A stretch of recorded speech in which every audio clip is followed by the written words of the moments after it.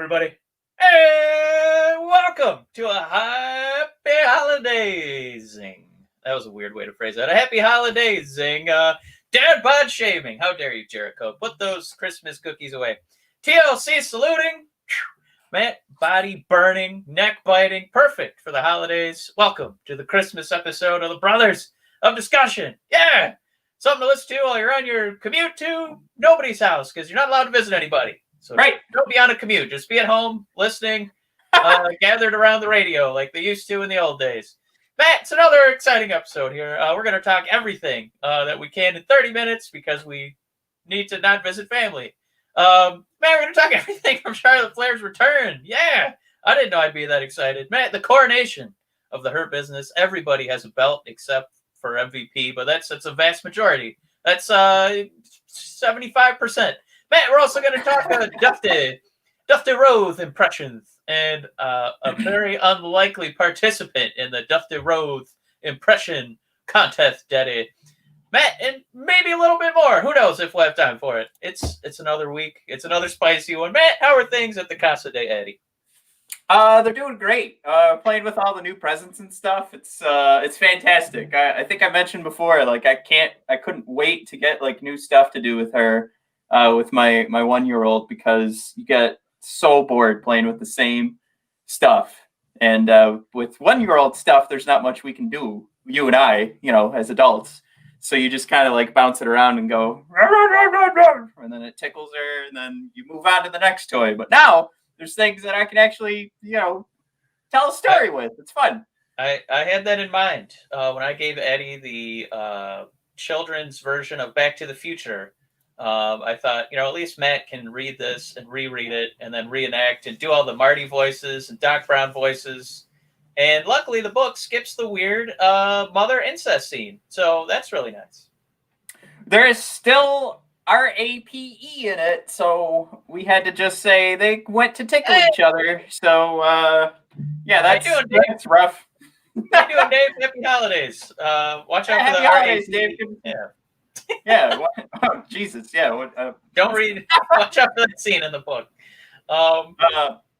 So, everybody, find us at bodpodcast.com and brothersofdiscussion.com. We are hiring right now, as we've mentioned the last few weeks. If you want to help us do some content creation, just DM us, send us a message through Facebook, Instagram, Twitter.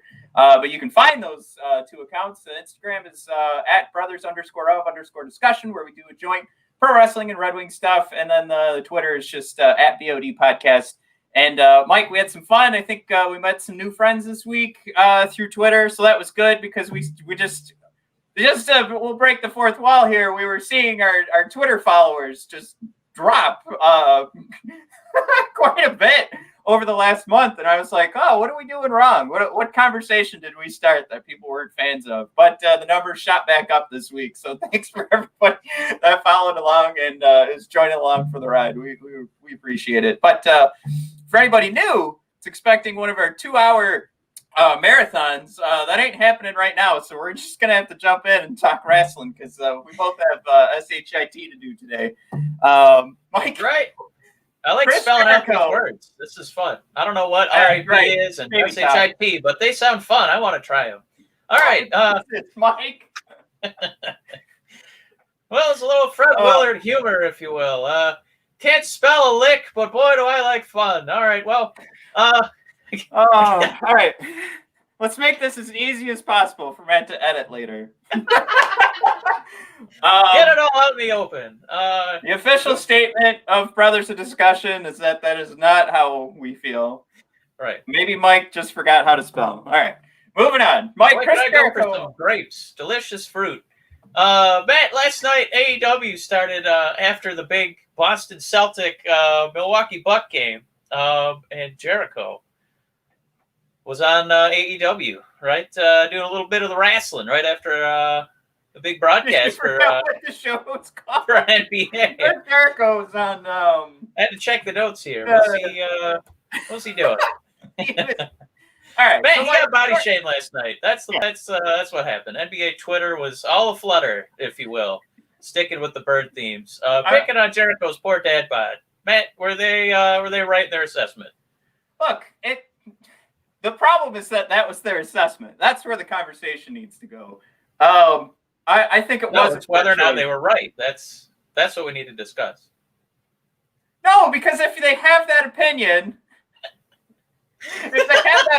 so this is their opportunity, right, to bring in new fans. And not only were they making fun of Chris Jericho, but the other thought that was going around was that this is now bootleg WWE. So you immediately, for all these people that had probably watched wrestling when they were kids, they turned it on and had that thought of, oh, they're trying to do what WCW did, back in the 90s, or what Impact was doing when they were TNA in the early 2000s. So I think the better move might have been to save Chris Jericho for later and not make it look like this is where it's at, everybody. Chris Jericho is here for you. Because I and this is me reacting. This isn't me saying I would have made a different choice. This is me saying, in hindsight, the Monday morning quarterback, it was a mistake because it did not go over well, and it wasn't something that sold AEW to NBA fans. It just kind of went off with a giant fart, and it was.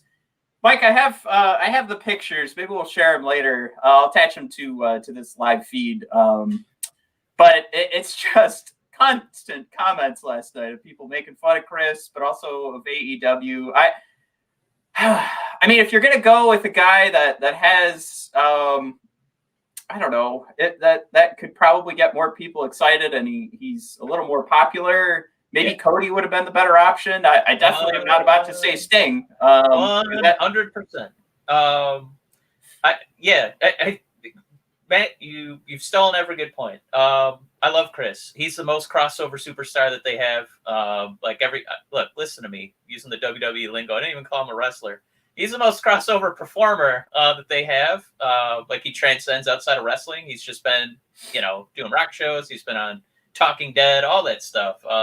He's been on a whole bunch of different platforms, so I get what they were going for. I don't know if I would have had him be our only olive branch to people whose first exposure was AEW.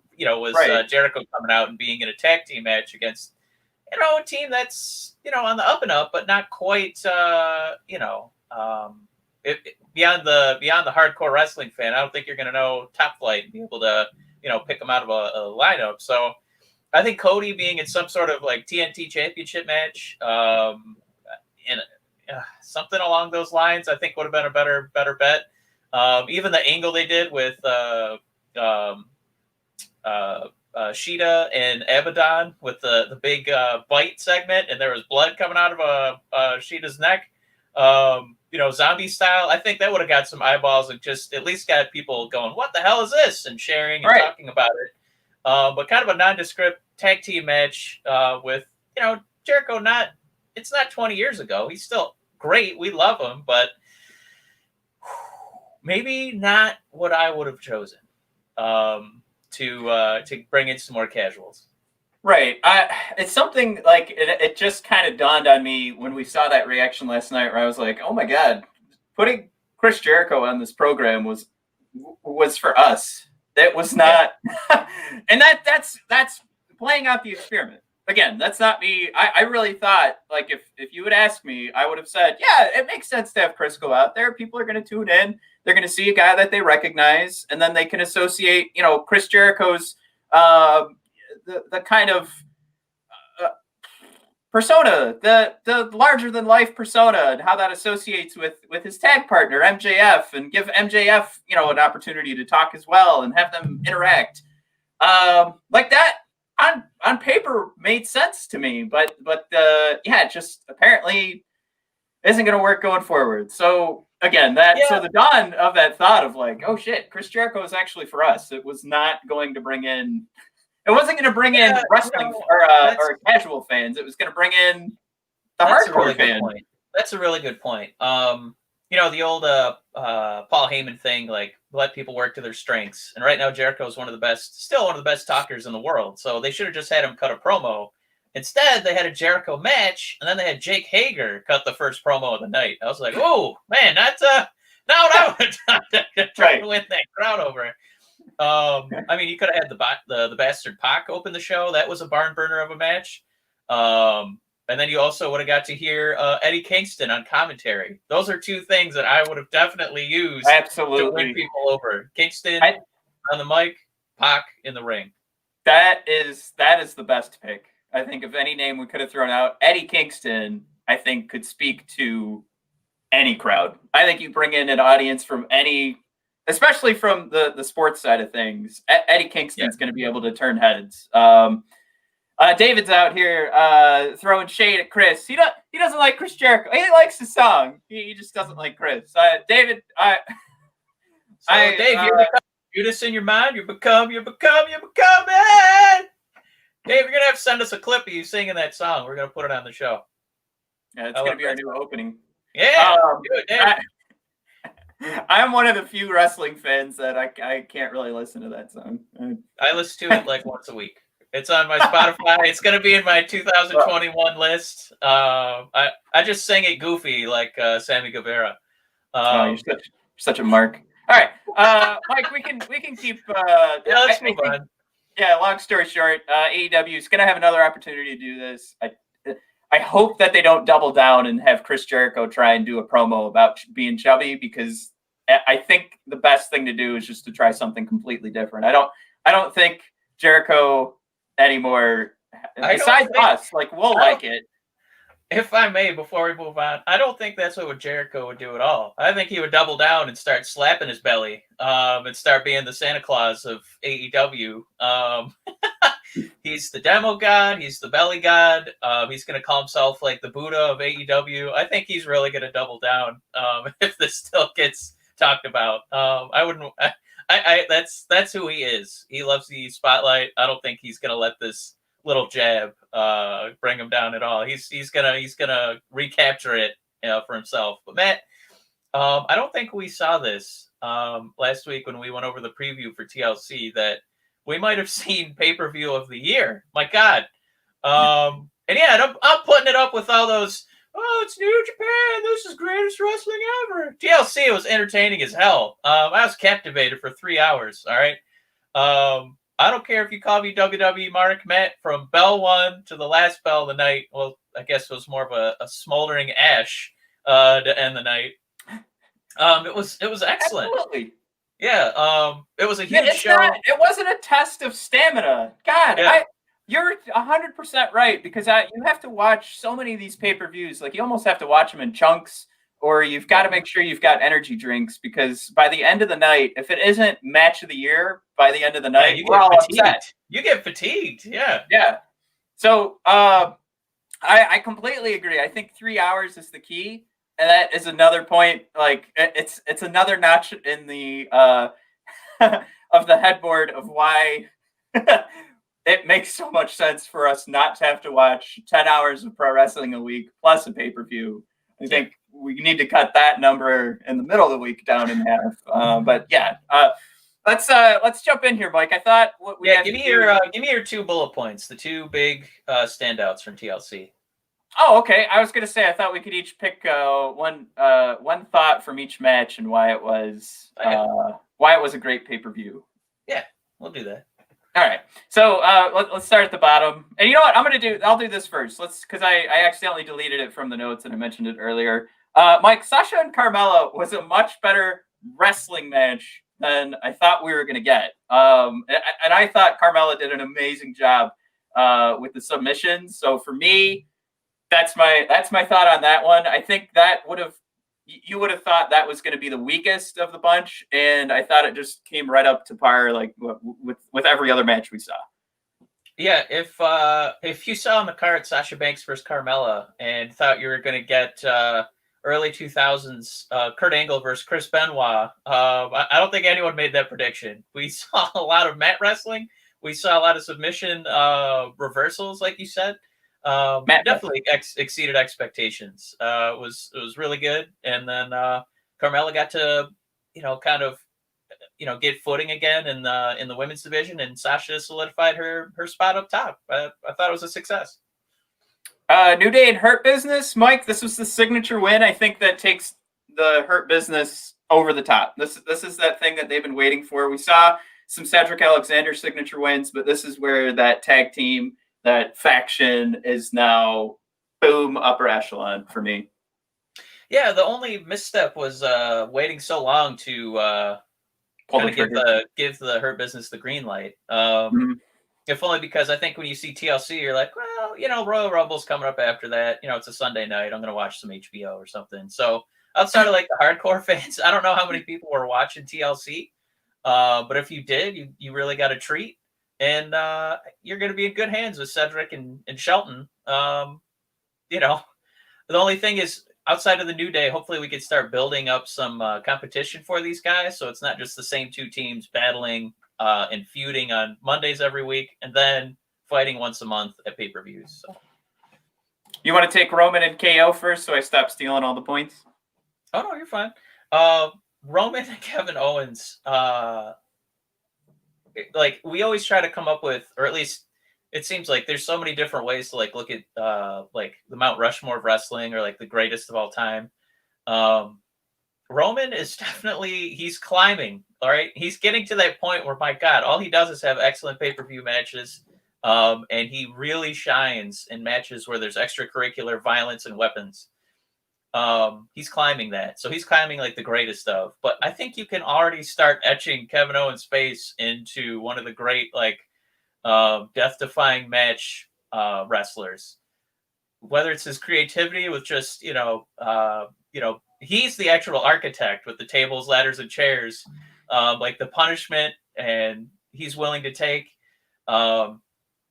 And then the way his story is, it's not usually about winning. And in this case, it wasn't either. It was just about, how much destruction can I do to Roman?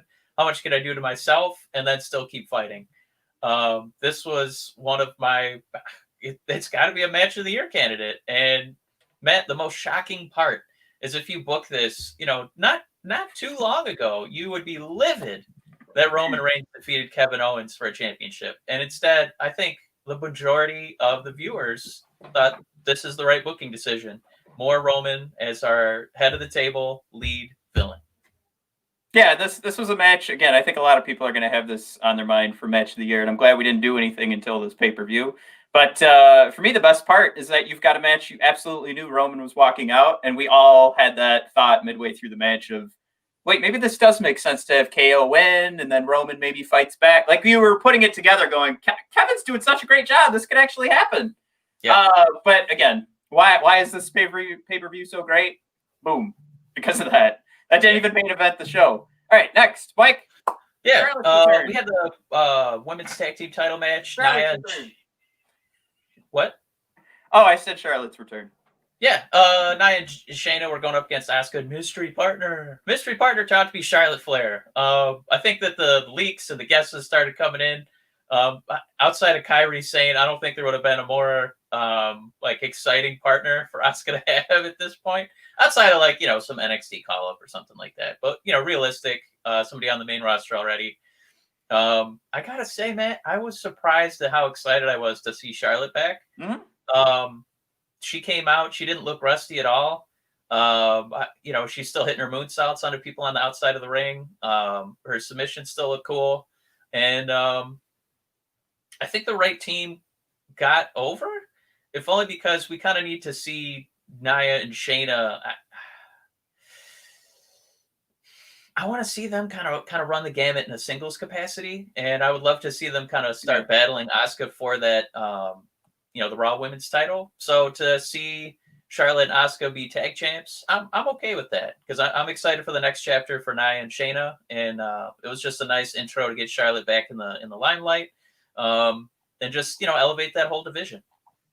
Yeah, I think this one, if we were sitting there talking about Carmella and Sasha, we were kind of worried about what the level of wrestling skill we were going to get, and then we love the submissions. I think this ended up being at the bottom when it came to I guess pure in-ring match wrestling excitement. But the story was there. I think that's where this again is. We're trying to define why was this one of the best pay-per-views of the year.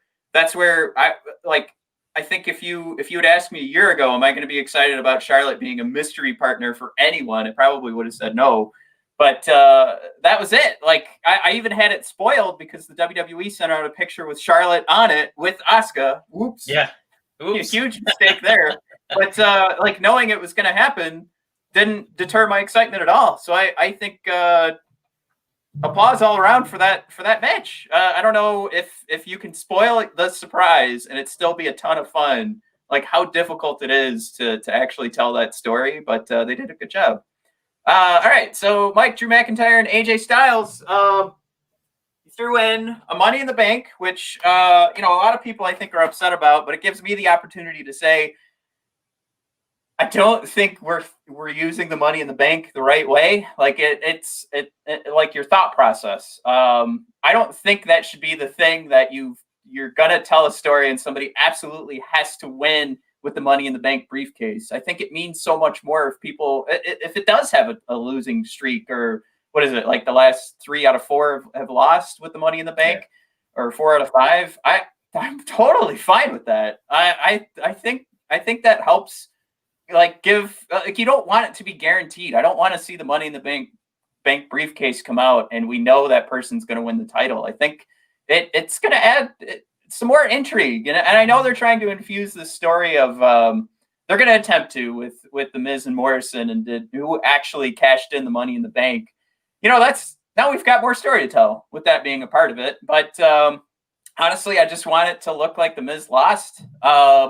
He screwed up, shouldn't have cashed in the Money in the Bank, and make it look like it's not so easy to win. But the other part of this is I think it's an emergency situation. I think that should be the main reason we have a Money in the Bank briefcase. If injuries happen, if the stories don't look like they're panning out, boom, Money in the Bank come in. I don't know if I'm a fan of us watching pay-per-views and going, no, absolutely, Randy Orton's going to cash in. Daniel Bryan's not holding on to the title, so Randy's going to end the night with the title, like at a SummerSlam situation. Like I don't like that. So this to me just means it'll be harder for us to figure out when it's actually going to happen, which a lot of people hate that right now, but they don't realize that they're sitting there talking about it, and now we're trying to figure out what does the Money in the Bank actually mean. Give me more things that are not defined. That's what I want. Yeah. I think you're right on the money with we don't need to see them bat 1,000 in terms of cash-ins. It is just kind of disappointing because I did want Miz. I don't know what I wanted from Otis. If I wanted him to see, just to see him in a title match like Sandow did a couple years ago. Like, my God, Sandow's in the ring with the real John Cena. Otis is in the ring with the real Drew McIntyre. My God. But it is just a little bit of a disappointment because I love the gimmick. I love the idea. But I guess what I'll just do is like for the match itself, there's a lot of moving pieces. You again, just like with the Roman and Kevin match, you're like, Kevin's got no shot of winning. But by the end, you're kind of like, my God, maybe this is it. Maybe Kevin is going to be the one to piss off Roman and they'll feud for a while. And so there's a lot of moving pieces, right? There's the Money in the Bank. There's Morrison. There's Omos. There was weapons. So the deck was definitely stacked against Drew McIntyre to retain. But I just really like the production of this match where they had all those moving pieces.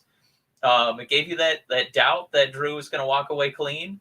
But he still came unscathed. He still walked away champ. And it didn't feel like a lot was going on. All right, I'll admit a lot was going on, but it didn't. It felt like there was enough to make it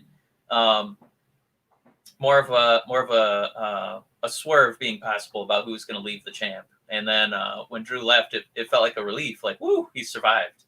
So again, I really thought this one was a success too. It was just part of that big TLC card. And Matt, I think that brings us to the big tamale, The Fiend versus Randy Orton in a Firefly Inferno match. Man, I mean the wrestling match. Well, let me jump in. Yeah, go ahead, man. I look like you're struggling to find your words. I'm gonna take one that won't steal too much away from you. But Mike, I think this was probably the best Inferno match we've ever seen. It wasn't clunky. I think they had an amazing plan coming in. I'm not going to steal anything from the end of the night, so you can have that. But I mean, they got Inferno match right. And I think that's a very difficult style of match to get right. So I applaud them for that. So Mike, you take it away on how great of a finish that was. Well, I think one of my favorite things is, sometimes we, like we talk trash about WWE booking and producing. And this match, I think if you have watched an Inferno match before, when you saw Randy Orton walking out in pants and a hooded sweatshirt, you said, oh, wow, I guess The Fiend is going to win. Orton usually wrestles naked. And to protect him from getting actual scarring, he's wearing unusual gear and he's probably going to get lit on fire. So I just appreciated that little nugget where it was for the people who've seen a few of these matches before, and you're kind of doing the math like, well, when Stone Cold fought Kane, Kane's actually wearing clothes. Stone Cold's butt naked. I don't think Stone Cold's going to take an actual burn to his arm or back. Right. But the end of it, it sounds like it might be the end for The Fiend for a little bit. We kind of had the tease Monday night with Alexa Bliss and the playground, and The Fiend's in the ground, deep down in the earth, and when he comes back, you better watch it. I don't think anyone's too upset about that, and it's not that we think that the Fiend should be permanently over, but this might be an opportunity for us to kind of let Bray Wyatt, get even more creative, for him to reach out to Tom Savini for a melted Fiend look. My God, what could that look like? So I'm excited to see where the next step goes. And again,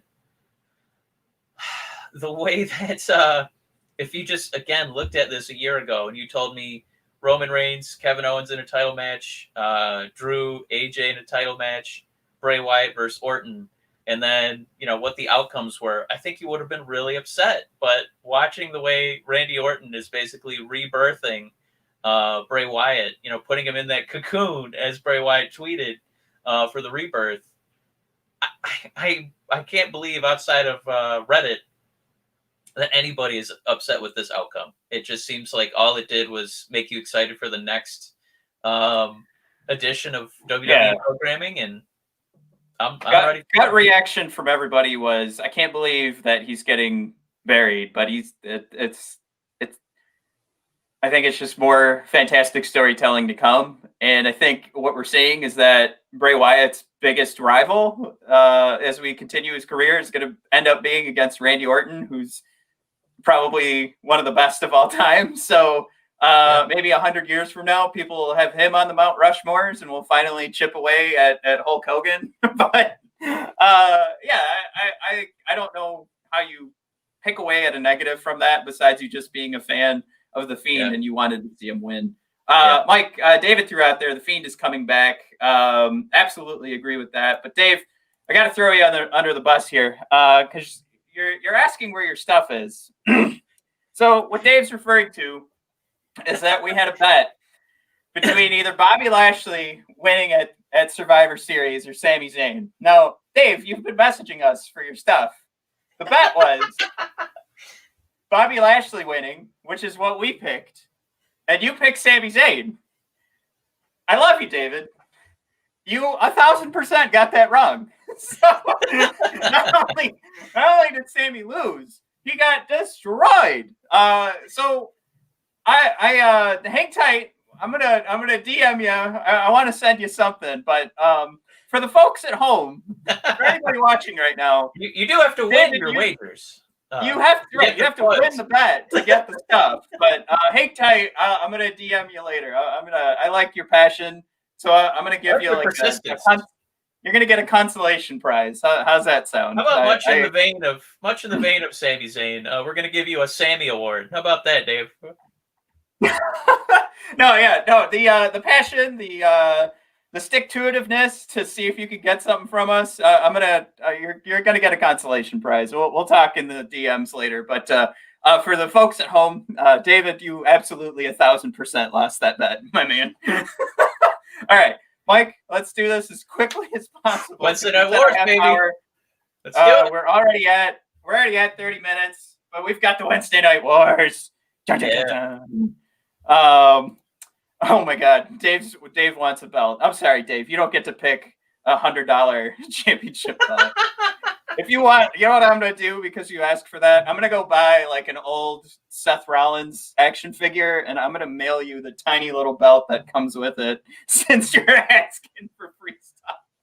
All right, Mike. Better show. What do you think? Was it the NBA post NBA Christmas bash, or was it NXT that gave us Mercedes Martinez return? We got Bronson Reed, Thick Boy came back. So was it that dumb AEW show, or was it the amazing night of NXT wrestling that gave us the tag team title street fight? I actually got to watch both this week. I'm actually gonna pick NXT. I thought that the all the matches were really excellent. I forgot how just a middling Dakota Kai versus Rhea Ripley match was maybe my favorite bout of both shows. I don't even think it made your list. But let's get into it, man. I guess I'll do moment number 3 for All Elite Wrestling. Woo! I'm going to put this moment on here, even though it wasn't a wrestling match. It just, for once, they're actually going to have a blood feud. And in the writer's room at AEW, they said, Abaddon, we're going to put you in a blood feud. She said, great. Who am I biting? And they said, nobody. This is a wrestling show. And she says, great. So I'm going to bite the champion. They're like, hey, sounds good. Abaddon came in, took a chunk out of Hikaru Shida's neck and shoulder area in a terrifying moment that I think JR was holding back vomit. He's used to just saying that the women are from a respective country or province, and instead he had to watch Abaddon with blood dripping out of her mouth, Shida with blood dripping out of her jugular. It was a pretty terrifying spot for Christmas, but it's just propelling that story forward. And I don't know. I saw some people saying, I'm ready for Abaddon to take that strap, and I get where they're coming from. I think they like the newness, the freshness of Abaddon, getting more TV time. But honestly, I would much rather see her be in a Fiend position and just kind of terrorize the women's division. So more of that. And it was something that's, given the women's division a little bit something else to work on. It's not just a WWE legend. It's not, just a magical, what's the musical chairs. Your turn for the title match. Your turn for the title match. It's a literal blood feud. Matt, it's my moment number 3. Matt, moment number 3 from Next Extra Time Wrestling. For me, I love that Mercedes Martinez is coming back and immediately goes after the NXT Women's Champ in EO, because this is something where we were all worried that, and it's my number 3 because it means so much more to pro wrestling and NXT and the WWE. Because when she left Retribution and she said, I'm not doing this shit, we all kind of went, oh, fuck, is this the last time we're going to see Mercedes? Like, is this where she gets punished? And it's been a while since we saw her, but now she's thrust right into the championship conversation. So I think this is a major win for pro wrestling. It's a major win for all of the viewers at home. And it's a huge win for Mercedes Martinez, who bet on herself. And we talk about this in our Red Wings podcast all the time. From a performer athlete perspective, bet on yourself. Just know that if you're going to go against what the higher ups are saying, you have to know that you got to come out on top. You're gonna have to perform out of your mind, and whatever she was doing behind the scenes put her right into this championship conversation. So I think this is a huge win for wrestlers in the future that want to say, I'm not doing this shit. Give me something better, especially for somebody with the track record of Mercedes. So. Huge win, not just for Mercedes, not just for us watching that segment, but huge win for anybody in that performance center that wants to put on a better show. Mike, your number 2 for AEW? So I'm going to cheat a little bit. It's not exactly a particular match on the card, but what I want to do is for moment number 2 in the first hour of AEW, no less than 7 tag teams were featured in some capacity. Whether it was the Bucks, whether it was Jericho and MJF, whether it was FTR, whether it was Jurassic Express, whether it was Top Flight, whether it was the Acclaimed. We also had Sapien and Miro come out. There was so many tag teams. And it's not that they were all in a big schmaz battling each other. They were just treating them like single stars. So each tag team was kind of given a time to shine, either in a wrestling match or given a little bit of time to do a vignette, a little bit of time to cut a promo. When you watch so much WWE programming every week, and we talk about how great it is for the Hurt Business to be champs, but there's nobody out there for them to fight outside of the New Day. So it just kind of makes the win a little bit hollow because they're not really on top of the division. They just bested the New Day. So I guess with AEW, the way they're treating it, like there's like a whole hierarchy of tag teams, and everybody's kind of jockeying for position, through the rankings. It makes it feel like it matters. And for me, that first hour, I thought was a nice reminder of when we were kids and we liked watching the tag team division because we were brothers and we thought we were going to be a tag team one day, and instead we're a tag team in a podcast. So Matt, that's my moment number 2. I know I cheated, but Matt, next extra time, moment 2. What do you got? So when I was making my list, I forgot that Dakota Kai and Rhea Ripley were in there. So you said they didn't make my list, but I absolutely love that segment. I was making my list and I looked for Timothy Thatcher because I'm always trying to put him on my list. I'm going to have to take him off because I mean, this was actually the best match of the night. And when I was looking at Timothy Thatcher, all I'm thinking is the segment, after where you've got Leon Ruff getting the win, which is great for him.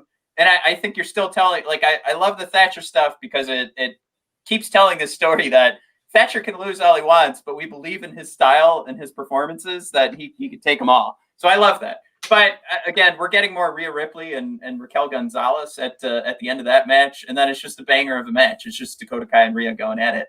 And it's something that they've had long series. They've been going at it for a few years now. I don't know. I don't know if you can improve upon it. Is kind of what we saw was that it's just been so great. I think what we need is a full feud. We need a longer match. We just need to see what these two can do if they aren't worried about at the end of the segment selling their next feud. So that's probably the downfall and why. Maybe that's why I completely forgot it happened. But that's my number 2. Mike, your dishonorable mention. Regrettably, I'm going to do this one. My dishonorable mention, I'm not going to say it's Jericho because I know what they were trying to go for. He's their biggest star. It could have been booked better, but whatever. I'm going to say it's the Shawn Spears promo because when he was in WWE, he was the perfect 10 gimmick. And when he came out in the Royal Rumble at number 10, and people would, the 10 count outside of the ring, and people just say 10 all the way 1 through 10. It got over, but he never quite, hit that point where he was, winning gold and stuff like that. So he jumped ship, went to AEW. And his character still hasn't quite taken off. He had Tully for a little while. He started wearing a black glove, I guess to differentiate from the old Shawn Spears. Now he's one glove Shawn Spears. And right. Last night he cut a promo and said, you know what? I don't need this thing anymore. And he threw off his black glove that he'd only been wearing for like 2 television tapings. And then he cut a promo, Matt, where he said, I'm better than 95% of the guys in that roster. Right. I guess that just kind of stuck with me because I can't imagine Bret Hart going, I'm 95% better than the best there was. I'm 95% better than the best there is. I'm 95% better than the best there ever will be. CM Punk was never, I'm 95% better than the rest of the world. You got to be the best. To be the man, you got to be 95% of the man. Ric Flair did not say that. Shawn, I don't know who let him say that. It looked like a pre-tape segment. I would have just said I'm better than maybe 100% of the roster, maybe all the roster, but take the maybe out. That math, it just killed me, and I feel bad because he's got a wrestling school. He's such a technically sound guy, but I don't see him ever getting over because of little things like that.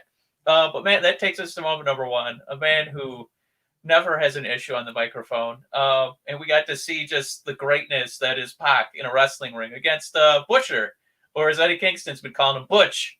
God, I can't think of right now just a team that is a more overqualified like enhancement talent than Butcher and Blade. These guys are just A+ workers.